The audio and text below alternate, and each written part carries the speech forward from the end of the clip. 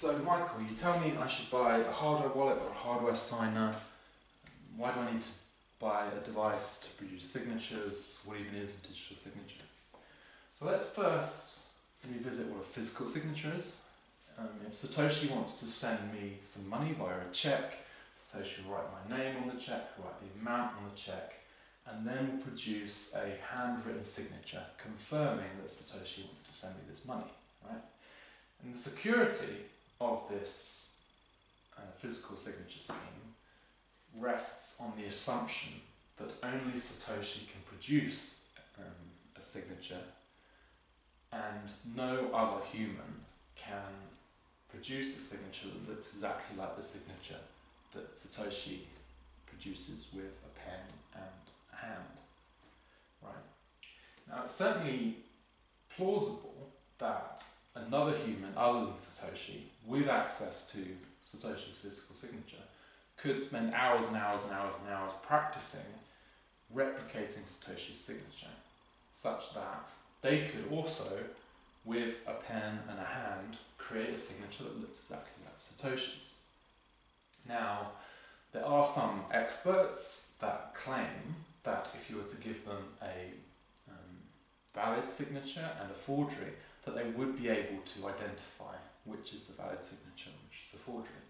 But obviously it depends on the quality of that forgery. If the forgery is really, really of high quality, it's questionable whether the expert would be able to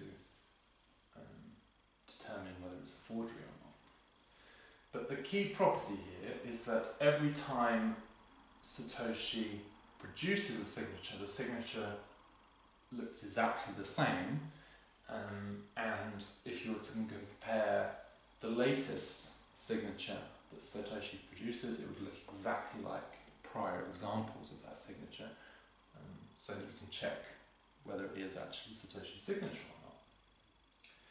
Now, when we move into the world of bits with digital signatures, every signature is different, right? So a signature in the digital signature case is just data, it's just a stream of bits. If it was in binary, it'd just be zeros and ones. But every signature that produced is different. I'm going to explain why. Now, I've got two formulae up. These are the two signature algorithms that Bitcoin uses. For the majority of Bitcoin's history, Bitcoin has used ECDSA. In recent history, the Schnorr signature algorithm has been enabled on Bitcoin. That was activated in 2021. So now Bitcoin can use both signature algorithms. Let's go through the formulae for these signature algorithms. In ECDSA's case, S is the signature, E is the hash of the message. The message is data related to the transaction that's being signed. So that message is hashed and included in the signature formula.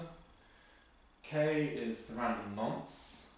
The random nonce is a random number generated once that ensures that the signature is always going to be different. If you regularly rotate through random numbers for this random nonce, the signature will always be different. In Bitcoin's case, you would expect the message that's being hashed would be different if you're signing different transactions. But even in the case when the message is exactly the same and you're signing the same transaction data, the random nonce will ensure that every signature is different. Now, if every signature is different, how do you verify that it's a valid signature? Well, there's a verification algorithm that you can feed a signature through, and that will tell you whether it's a valid signature for a particular private key. Right? So you feed through the signature through this verification algorithm, and in Bitcoin's case, you've got 4 nodes all over the globe receiving a transaction, taking the signature out of that transaction, verifying that the signature is a valid signature for a particular private key associated with that transaction, and then accepting that it's a valid transaction and it's included within a valid block.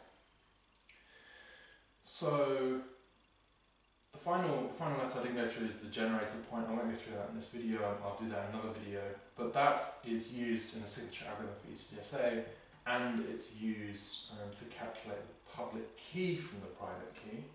You multiply the private key by the generator point to get the public key. Okay. So, in the digital signature case, every signature is different, unlike the physical signature case, and assuming that the owner of the private key can ensure that no one else is able to view or gain access to that private key, only the owner of that private key can create valid signatures. You need to know D to be able to produce a valid signature. And that's why it's so important that you store private keys securely, because if you leak this private key or an attacker gains access to this private key, they can feed this private key into this signature, one of these signature algorithms, produce a valid signature, and move your Bitcoin to an address that they control. Now, if you want more information on Schnorr signatures and some of the applications of Schnorr signatures, I recommend Elihai Turkel's presentation at Chaincode on this topic. I'll include that in the description of this video. But that is a summary of digital signatures and why it's so important that you keep this private key private and secure. Because if you don't, an attacker or an adversary doesn't need to spend hours trying to analyse your signature and try and replicate their signature using handwriting. If they have access to your private key, they're ready to go. They can feed that into the signature algorithm, produce a valid signature, and